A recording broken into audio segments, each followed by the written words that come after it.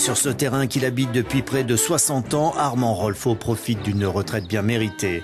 À 85 ans, cet ancien mécanicien occupe ses journées entre lecture et jardinage, une petite vie paisible, tranquille, à un détail près.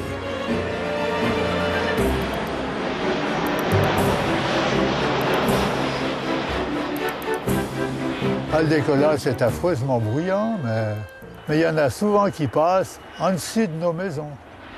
Alors là, c'est bruyant, alors c'est comme la maison est construite en bois, le bois vibre.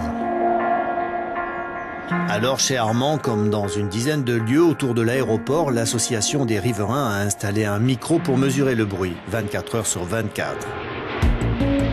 Tous les bruits captés par le micro sont mesurés par cette boîte, puis automatiquement transférés sur un site web qui publie les pics de décibels minute par minute. Par recoupement, il est par exemple possible de savoir que les 89 décibels mesurés ce jour-là chez Armand provenaient d'un Boeing 767-400 de Continental Airlines. Villaroche, au sud de Paris, bienvenue chez un fabricant de réacteurs d'avion. Ici comme ailleurs, dans cette industrie, on tente d'apaiser la grogne des riverains avec des moteurs plus silencieux. Là, nous nous trouvons devant un moteur CFM56-5 qui équipe la famille Airbus A320. La réduction du bruit sur ce type de machine va passer déjà par l'augmentation du diamètre de la soufflante, de cette partie-là, pour une question de rendement. Mais ça va passer aussi au niveau interne par de nombreux travaux, de travaux sur les panneaux acoustiques, une amélioration des panneaux acoustiques que l'on voit ici, la qualité, les matériaux.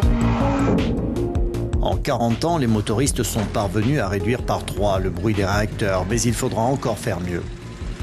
On doit respecter des objectifs qui ont été fixés au niveau européen. Ces objectifs sont de réduire le bruit de 50% à l'horizon 2020 par rapport aux années 2000.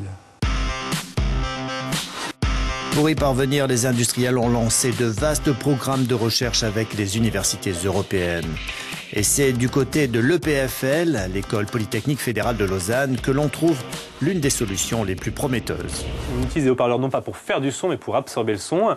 Et on veut les appliquer dans des réacteurs d'avion pour absorber le son du réacteur. Mais comme je n'ai pas de réacteur sous la main, je vous propose d'aller en salle réverbérante pour voir comment ces haut-parleurs sont capables d'absorber le son de la salle. Dans cette salle, le son diffusé se réverbère et atteint 110 décibels. Mais lorsque l'on installe ces deux gros haut-parleurs, il baisse à 94 décibels. Explication. Un haut-parleur, c'est un résonateur mécanique qui est capable de bouger, d'autant plus à sa fréquence de résonance. Il y a une fréquence à laquelle il vibre beaucoup. En faisant ça, il est capable d'absorber un peu l'énergie sonore, donc l'onde acoustique qui met en vibration la membrane, et dissiper en partie dans des pertes mécaniques. Imaginez que vous soyez au foot et que vous receviez une balle. Si vous restez rigide, la balle va rebondir sur le torse. Si par contre vous accompagnez le mouvement, vous l'amortissez. C'est exactement la même chose qui se passe avec le haut-parleur et l'onde acoustique. Ces membranes de haut-parleurs qui captent l'énergie sonore seront miniaturisées puis intégrées dans les parois des réacteurs. Munis d'un système électrique, ces petits haut-parleurs pourront même s'adapter aux différentes fréquences sonores relatives au décollage et à l'accélération ou à l'atterrissage. La technologie pourrait être prête d'ici une dizaine d'années. Ça serait déjà un point de gagné. Ah non, c'était qui vient de par là-bas. Mais patience, car pour avoir un ciel plus silencieux, il faudra aussi que toutes les compagnies renouvellent leur flotte. Qui passe. Et rien ne les y oblige.